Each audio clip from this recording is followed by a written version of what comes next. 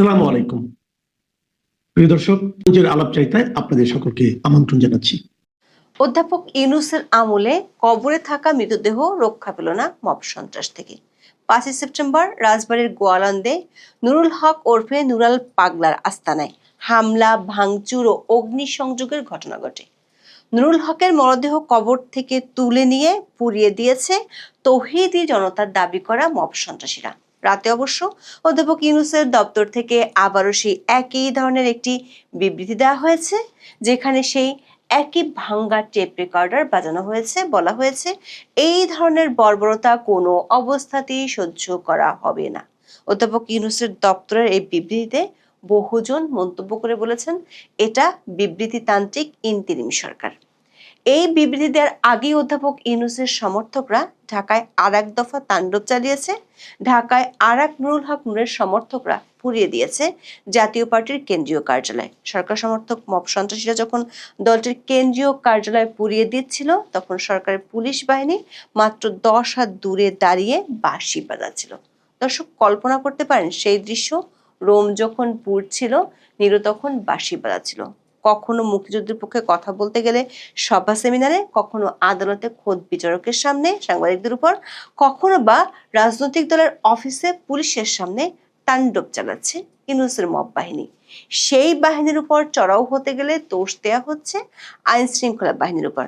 শেষ পর্যন্ত শান্তিতে নোবেল বিজয়ী শাসনামলে কবরের লাশও রক্ষা পেল না। অধ্যাপকের উদ্দেশ্যে এখন এই প্রশ্ন করা কি খুব অমূলক হবে? মহাশয়, এভাবে আর কতদিন? বাংলাদেশকে কি অশান্তির পূর্ণ নরক না বানানো পর্যন্ত তিনি মসনদ ছাড়বেন না? বিস্তারিত জানতে চলুন যাওয়া যাক বিশ্লেষণে।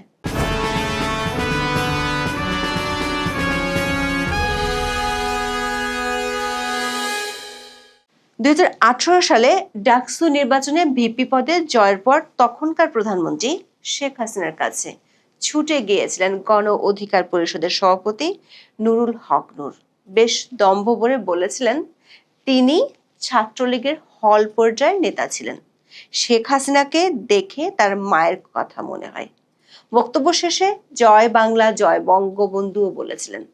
2024 সালের 5ই আগস্ট ক্ষমতার পট পরিবর্তনের পর এগুলো এখন ইতিহাস হয়ে গেছে। এরপর থেকে নূরের দল খুঁজতে থাকে ফ্যাসিস্টের দোসরকে। বিশেষ করে গত বছরের ডিসেম্বর থেকে হঠাৎই নূরের দল জাতীয় পার্টির পেছনে উঠে পড়ে লাগে। একবার জাতীয় পার্টির কেন্দ্রীয় কার্যালয় জ্বালিয়ে দিয়েছিল। অভিযোগ, জাতীয় পার্টি শেখ হাসিনা ও আওয়ামী লীগের দোসর ছিল। সবশেষ আগস্টের শেষে এসে নূরের দল আবারও জাতীয় পার্টির অফিসে হামলা চালাতে গেলে আইন শৃঙ্খলা বাহিনী বেদম লাঠিপেটা করে। এ নিয়ে সরকারের সাথে সেনাবাহিনীর দূরত্ব তৈরি হয়। পরদিন আবারও জাতীয় পার্টির অফিসে তারা হামলা করে। তারপর থেকে গণ অধিকার পরিষদ জাতীয় পার্টির নিষিদ্ধের দাবি করে আসছে। 5 সেপ্টেম্বর আবারও গণ অধিকার পরিষদের নেতাকর্মীরা জাতীয় পার্টির অফিসে শুধু ভাঙচুরি চালায়নি, এবার আগুন দিয়ে জ্বালিয়ে দিয়েছে। অধ্যাপক ইউনূসের সমর্থক বলে পরিচিত এই মব বাহিনী যখন তাণ্ডব চালাচ্ছিল, তখন মাত্র 10 হাত দূরত্বে পুলিশ বাঁশিতে ফু দিয়ে যাচ্ছিল। নির্বিঘ্নে আগুন দেওয়ার পর পুলিশকে দেখা যায় ফায়ার সার্ভিসের ভূমিকা নিতে। পুলিশ জল কামান নিয়ে হাজির হয়। মব সন্ত্রাসীদের উদ্দেশ্যে জল না ছিটিয়ে আগুনে জ্বলতে থাকা একটি মোটরসাইকেল আর জাতীয় পার্টির অফিস নেভানোর কাজ করে জল কামানটি। ঘটনাস্থলে উপস্থিত সাংবাদিকরা তখন বলছিলেন, এটি একটি বিরল দৃশ্য। মব সন্ত্রাস করে আগুনে জ্বালিয়ে দেওয়ার পর পুলিশ এসে আগুন নেভাচ্ছে, অথচ তার থেকে চোখের দূরত্বে মব সন্ত্রাসীরা তখন আনন্দে নৃত্য করছিল। অবশ্য আগুন নেভানোর পর পুলিশের ঊর্ধ্বতন কর্মকর্তারা ঘটনাস্থল পরিদর্শনে গিয়েছেন। দায়িত্বের প্রতি তারা যে অবিচল সে উদাহরণ রেখেছেন। রাতের এই মব সন্ত্রাসের চেয়ে দিনের মব সন্ত্রাস আরো ভয়াবহ ছিল, যেটি ছড়িয়ে গেছে সব মাত্রা। মব সন্ত্রাসীরা যারা নিজেদের তৌহিদি জনতা বলে পরিচয় দেয়, যারা গত বছরে বহু মাজার পুড়িয়ে দিয়েছে, ভাঙচুর করেছে, যাদের তাণ্ডবে অধ্যাপক ইউনূসের দপ্তর শুধু বিবৃতি দেয়া ছাড়া কিছুই করেনি, তারা এবার জুমার নামাজের পর কবর থেকে মৃতদেহ তুলে সেটি জ্বালিয়ে দিয়েছে। শান্তিতে নোবেল বিজয়ী অধ্যাপক ইউনূসের আমলে মব সন্ত্রাস কবরেও পৌঁছে গেছে। রাজবাড়ীর গোয়ালন্দে নুরুল হক ওরফে নুরাল পাগলার মরদেহ তুলে নিয়ে পুড়িয়ে দিয়েছে মব সন্ত্রাসীরা। এর আগে তারা সেখানকার দরবার শরীফ ও বাড়িতেও হামলা, ভাঙচুর ও অগ্নিসংযোগ করেছিল। এতে দরবারের ভক্ত সহ 50 জনের বেশি আহত হন। শুক্রবার দুপুরে জুমার নামাজের পর গোয়ালন্দ পৌরসভার 5 নম্বর ওয়ার্ডের জুরান মোল্লাপাড়া এলাকায় এ ঘটনা ঘটে বলে গোয়ালন্দ উপজেলা নির্বাহী কর্মকর্তা নাহিদুর রহমান জানান। দর্শক, গত বছরের সেপ্টেম্বর থেকে মাজারের উপর হামলা শুরু হয়। দফায় দফায় চলে দেশের বহু মাজারে হামলা। পুলিশের একাধিক সূত্র বলছে, জেল পলাতক বেশ কয়েকজন জঙ্গি এই মাজার হামলার নেতৃত্ব দিচ্ছে। রাজবাড়ীতেও হামলার সময় 2 জন জেল পলাতক জঙ্গিকে দেখা গেছে বলে পুলিশের একাধিক সূত্র নিশ্চিত করেছে। এদেরকে গ্রেপ্তার করার জন্য বারবার পুলিশের পক্ষ থেকে বলা হলেও অন্তর্বর্তী সরকার বিষয়টিকে এড়িয়ে গেছে। তবে অধ্যাপক ইউনূসের দপ্তর বরাবর যে কাজটি করেছে সেটি হলো কুসুম কুসুম ভৎসনা করে বিবৃতি দেয়া। তবে জাতীয় পার্টির কেন্দ্রীয় অফিসে আগুন দেওয়ার ঘটনায় ডক্টর ইউনূসের দপ্তর নিন্দা জানিয়ে কোনো বিবৃতি দেয়নি। রাজবাড়ী গোয়ালন্দে কবর থেকে লাশ তুলে পুড়িয়ে দেওয়ার ঘটনায় বিবৃতি দিয়েছে। বিবৃতিতে সেই গদবাঁধা কথা নিন্দা জানিয়েছে সরকার। সরকারের ভাষায় এটি অমানবিক ও ঘৃণ্য কাজ বটে, তাই সরকার আগে কয়েকশোবার যেমন বলেছে তেমনি আবারও বলছে, এই ধরনের বর্বরতা কোনো অবস্থাতেই সহ্য করা হবে না।